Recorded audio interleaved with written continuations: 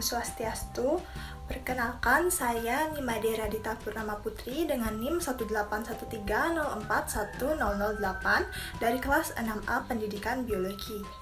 Pada video ini kita akan membahas terkait sistem limfatik. Jadi langsung saja kita mulai. Tujuan dari kegiatan ini yaitu untuk mempelajari dan memahami proses peredaran limfa. Sistem limfatik adalah bagian dari sistem sirkulasi yang terdiri dari cairan yang bergerak, yaitu limfa dan getah jaringan, dan cairan tersebut berasal dari darah. Pembuluh-pembuluh limfa tersebar di seluruh bagian tubuh. Sistem limfa berperan penting bagi tubuh dalam membentuk kekebalan atau imunitas tubuh.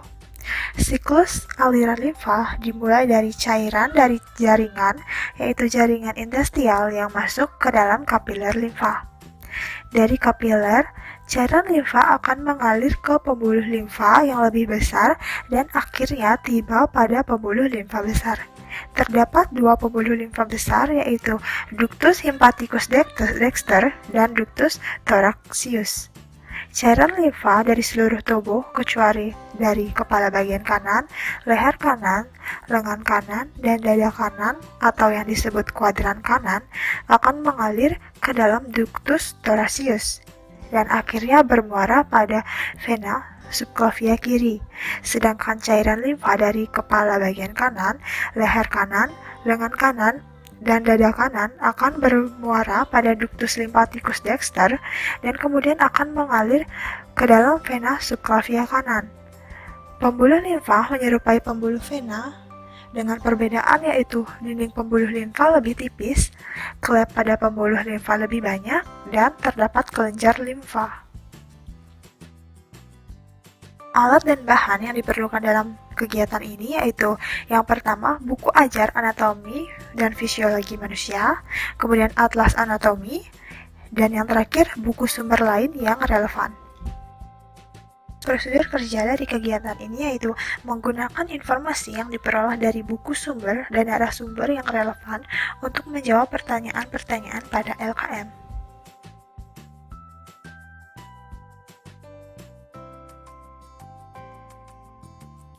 Pertanyaan yang pertama yaitu apakah perbedaan komponen darah dengan cairan limfa? Jadi yang pertama dilihat dari warna cairan. Cairan limfa berwarna kuning muda sedangkan komponen darah berwarna merah.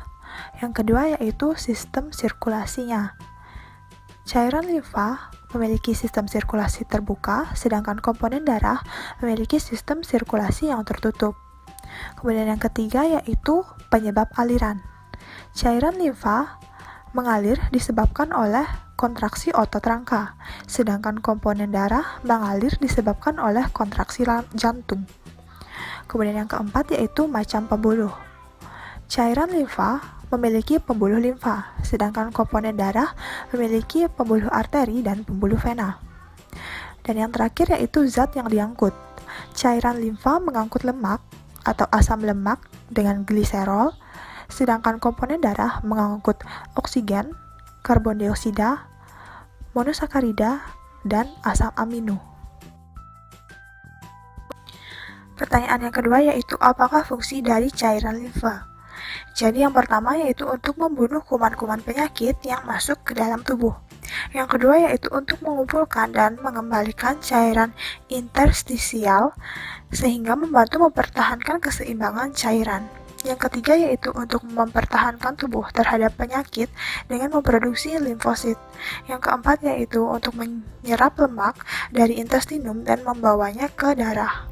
Dan yang terakhir yaitu mengeluarkan zat-zat toksik dari jaringan setelah infeksi atau kerusakan jaringan. Pertanyaan yang ketiga yaitu jelaskan proses peredaran limfa.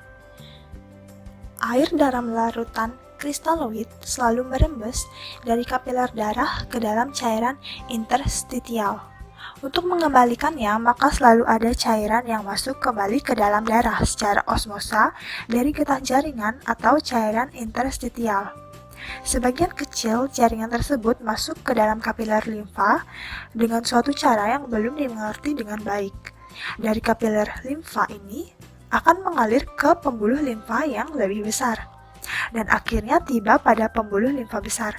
Terdapat dua pembuluh limfa besar, yaitu ductus lymphaticus dexter dan ductus thoracicus.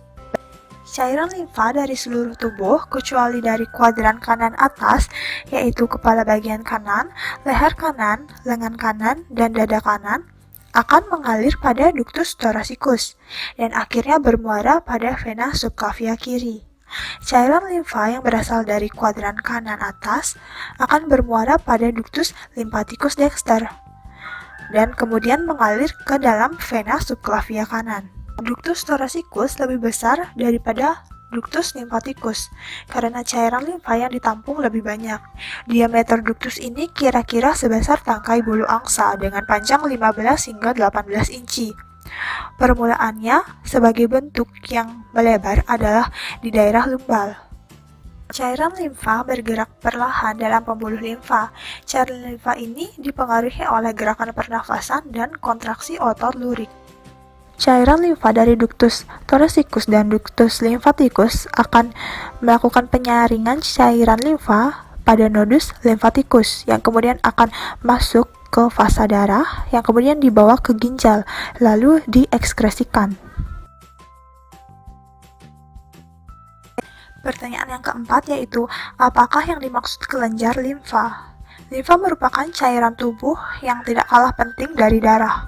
Kelenjar limfa menghasilkan sel darah putih dan berfungsi untuk mencegah infeksi lebih lanjut.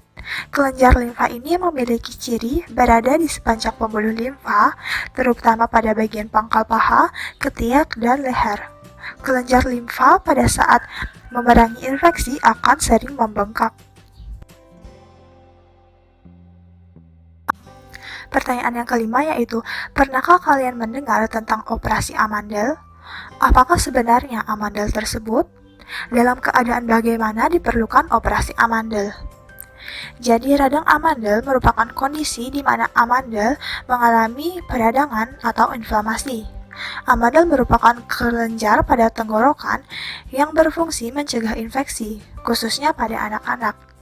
Seiring bertambahnya usia, sistem kekebalan tubuh semakin kuat, sehingga fungsi Amandel mulai tergantikan. Ketika fungsi tergantikan, maka Amandel akan menyusut. Radang Amandel dapat disebabkan karena infeksi virus ataupun bakteri. Operasi dapat dilakukan jika Amandel menyebabkan keadaan seperti kesulitan bernafas, kesulitan tidur, dan kesulitan makan. Pertanyaan yang keenam yaitu, pernahkah kalian mendengar sakit di ketiak jika bagian tertentu pada tangan terinfeksi kuman dan beradang? Bagaimana cara menjelaskan kejadian tersebut? Jadi, ketiak terasa sakit saat bagian tangan tertentu terinfeksi kuman, karena pada ketiak terdapat kelenjar limfa. Kelenjar limfa yang menjadi pusat kekebalan tubuh manusia terdapat pada ketiak, leher, dan selangkangan.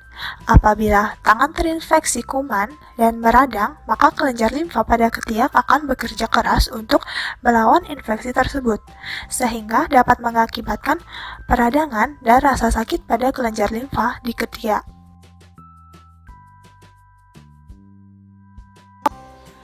Pertanyaan yang ketujuh yaitu, penderita kekurangan protein dalam jangka waktu yang lama menunjukkan gejala edema. Jelaskan terjadinya edema tersebut. Salah satu dampak kekurangan protein pada tubuh adalah edema. Edema adalah kondisi bagian tubuh yang membengkak dan menjadi indikasi terjadinya kwashiorkor atau kekurangan protein.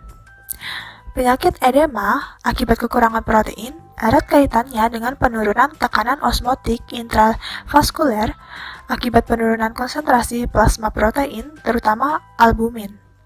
Protein termasuk albumin berperan dalam menjaga cairan tubuh tetap berada dalam pembuluh darah. Kekurangan protein dalam darah dapat menyebabkan cairan dalam pembuluh darah keluar dan menumpuk sehingga menimbulkan edema.